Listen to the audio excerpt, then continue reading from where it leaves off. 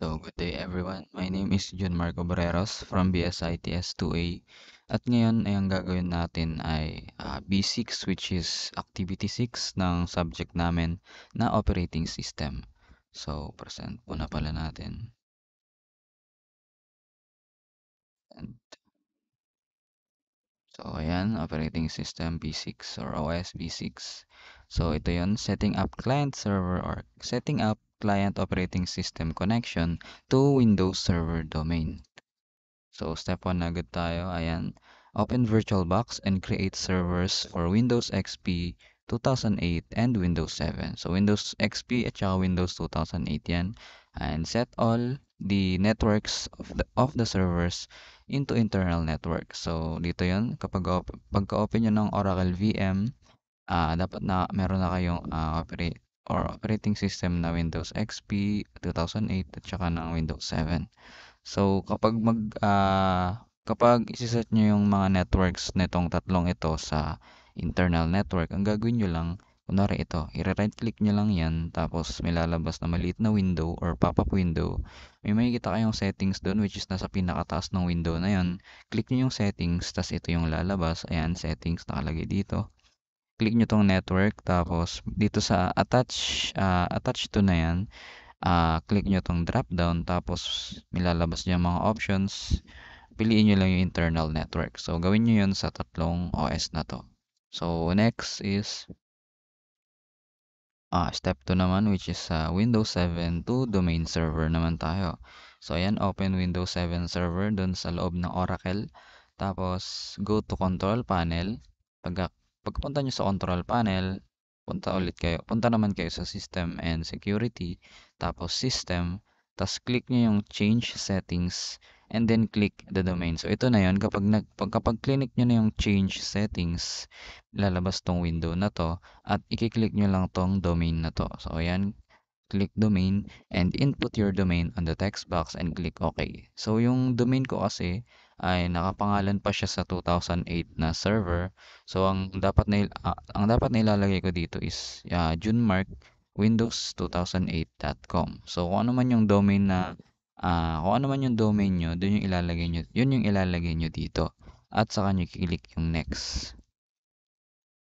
So, dito naman, after that, input the username and password of the admin and click OK and the pop-up window will appear that says welcome to the domain. Okay? So, ayan.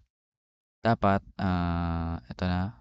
Dapat mailagay natin or may input natin yung username and password ng admin dito. Tapos, kiklik lang natin yung OK. Tapos, dapat may lalabas din na welcome.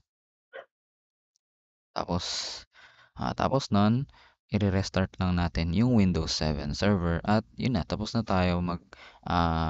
yung Windows 7 to domain server.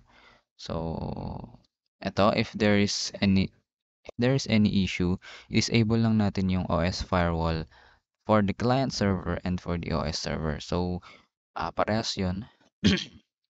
Parehas yun na i-disable natin yung firewall ng dalawa na yun. Baka kasi may ibang parts na or may ibang ba yan? May ibang beses na na pwedeng magkaroon ng error sa natin, sa pag-configure nito. So, kailangan nating yan, i-disable yung OS firewall ng dalawa na yan. Step 6 tayo, which is for Windows XP to domain server naman.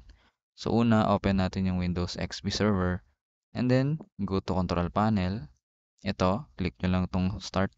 Tapos, click nyo tong control panel at network and internet connections. So, ito yun. Ayan, networks and internet connections. Click nyo yan. Tapos, pagka-click nyo, ito yung lalabas. I-click nyo naman itong my network connection or my network place. Okay, my network place pala. Tapos, pagka-click nyo yan, may lalabas na ganito ulit. Click nyo tong view network connections. So, dapat lalabas itong local area connection para makapag-proceed na tayo. So, kapag meron na yan, okay na tayo. Next na agad natin. So, ito naman, go to start na tayo. Go to start, tas my computer. I-right click nyo lang yan. Tapos, click nyo tong properties. Pagkatapos nun, ganito yung lalabas na window at ipupunta niyo sa ano, computer name tapos click niyo 'tong, network ID. Tapos dito, after that, this window will pop up and just click all the next button and then restart the server. So ito lahat, dito sa pop-up window na 'to, puro next lang 'yan karamihan. Pero bandang dun sa may dulo nito, may lalabas dun na username and password. So kumbaga, ila-login niyo ulit yung username and password ng admin. Tapos yun na, magre-restart na yan, ayan. Then restart the server. At ayun na, na ano na natin sila, na-configure na natin sila at nasaan na yung ibig kong sabihin? At ayan, na-setup na natin yung yung kung paano siniset yung client OS connection to Windows Server domain. So, yun lang. Ayan, okay na. Na-restart naman. Ayun na, pagkatapos ng na-restart na yung Windows XP, so yun na yun. Connected na yung OS server sa domain server. So, yun lang. Salamat sa panonood and bye-bye. Okay, stop recording.